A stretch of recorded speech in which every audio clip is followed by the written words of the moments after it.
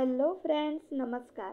आपल्या मायलेकी या यूट्यूब चॅनलमध्ये सर्वांचं खूप खूप स्वागत आहे. तुम्हाला माहीत आहे का की आयुष्य खूप सुंदर आहे, फक्त त्याकडे पाहण्याचा आपला दृष्टिकोन सकारात्मक असायला हवा.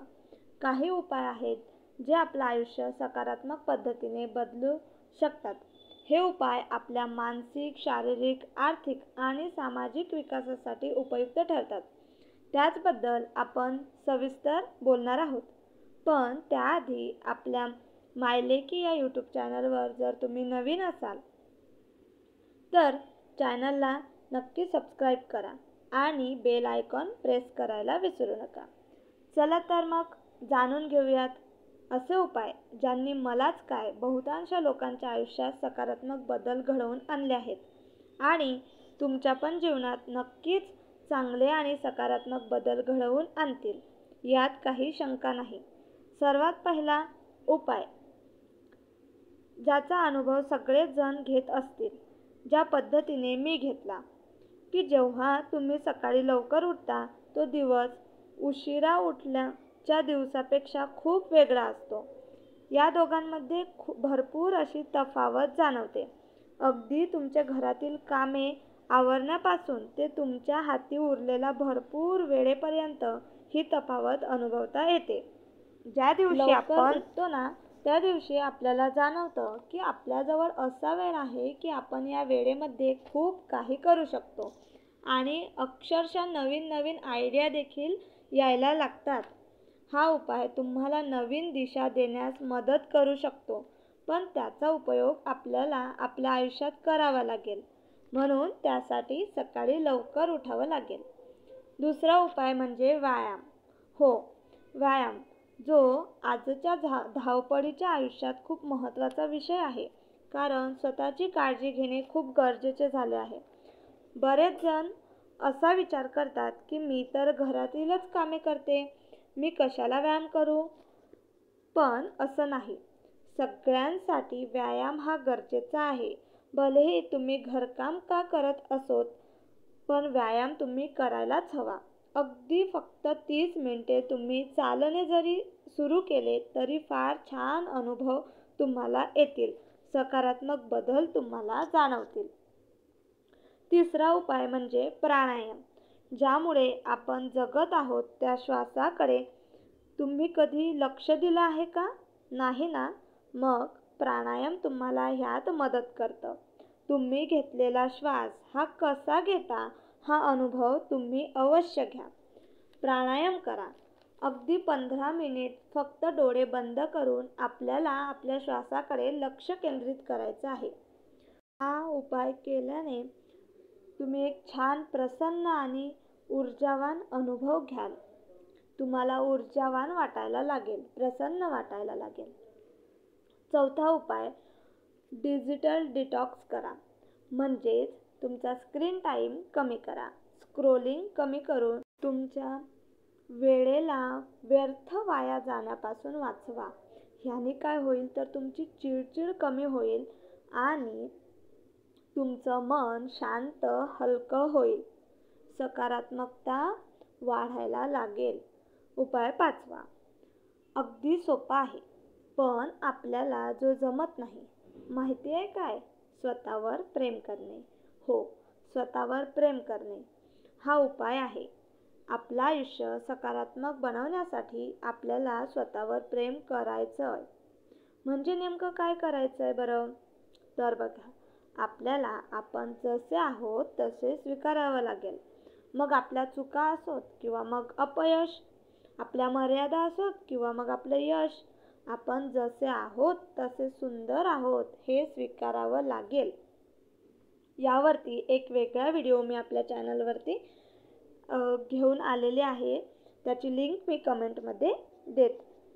त्यानंतर उपाय 6वा आभार मानण्याची सवय लावणे. बघा, कसं असतं ना की आपल्याला स्वतःचं कौतुक झालेलं आवडतं. अपेक्षा असते की समोरच्यांनी मला छोट्या छोट्या कारणासाठी थँक्यू म्हणायला पाहिजे, मला त्याचं क्रेडिट द्यायला पाहिजे. पण आपण दुसऱ्याचे आभार मानण्यात मात्र मागे पडतो. पण जर ज्या दिवसापासून तुम्ही जर दुसऱ्यांचे आभार मानायला लागलात ना, तर तुम्हाला जाणवेल सकारात्मकता तुमच्या आयुष्यामध्ये येत आहे. बघा, अगदी तुम्ही साधं जर देवाला जरी थँक्यू म्हटलं ना, की थँक्यू देवा, तुम्ही मला किती छान फॅमिली दिली. आभार मानायचे आहेत देवाचे, की हे देवा तुम्ही मला छान सदृढ शरीर दिलं, हातपाय दिले. यासाठी फक्त देवाचे आभार मानायचे आहेत आणि हे केल्याने तुम्हाला आतून आनंदी आणि समाधानी वाटेल. ह्याचा तुम्ही अनुभव नक्की घ्या. उपाय 7वा, सकारात्मक लोकांमध्ये राहा. कारण सकारात्मक लोक तुम्हाला ऊर्जा देतील, तुमची हिंमत वाढवतील. प्रोत्साहन मिळालं की आपण ठरवलेलं काम जास्त वेगाने आणि सटीकपणे पूर्ण होण्यास मदत होते. याचा मी देखील अनुभव घेत आहे. त्यामुळे सकारात्मक लोकांमध्ये जास्तीत जास्त वेळ आपला द्यायचा आहे. जास्तीत जास्त वेळ आपल्याला सकारात्मक लोकांसोबत घालवायचा आहे. उपाय 8वा, छंद जोपासा. छंद लहान मोठा असं काही नाही. जी गोष्ट केल्याने तुमचं मन आनंदी होईल, मग त्यात एखादं पुस्तक वाचणं असोत किंवा मग संगीत ऐकणं असो किंवा छान छान क्रिएटिव्हिटी असो, जे तुम्हाला आवडते ते तुम्ही आवर्जून करायला हवं. कारण छंद जोपासणे हे एक काम नसून तुमच्या मनाला सकारात्मकता देणारा एक उपाय आहे. नक्की करा.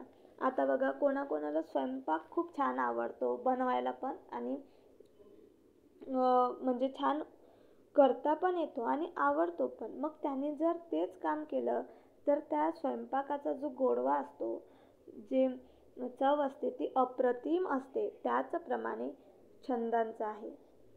उपाय 9वा, निसर्गात वेळ घालवा. बघा, हिरवळ, पक्ष्यांचे आवाज, पावसाचा थेंब, थंडगार वारा हे नेहमीच सुखद अनुभूती देणारे आहेत. हे नैसर्गिक उपाय तुमचं मन प्रसन्न करतात, यात शंकाच नाही.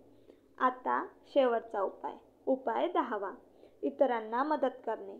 आपण केलेल्या मदतीने दुसऱ्यांचं आयुष्य बदलत नाही, तर आपलं स्वतःचं आयुष्यही अधिक सुंदर होतं.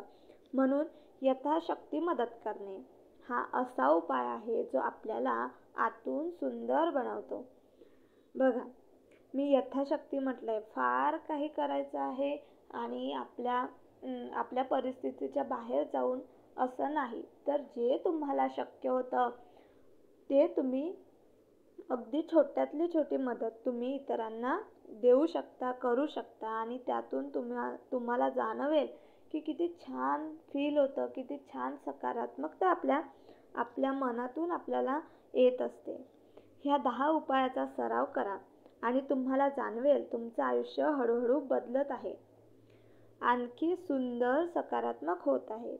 मी देखील माझ्या आयुष्यामध्ये सकारात्मकता आणण्यासाठी हे जे 10 उपाय आहेत हे करत आहे आणि मला खूप छान अनुभव यातून येत आहेत. तुम्ही नक्की करा.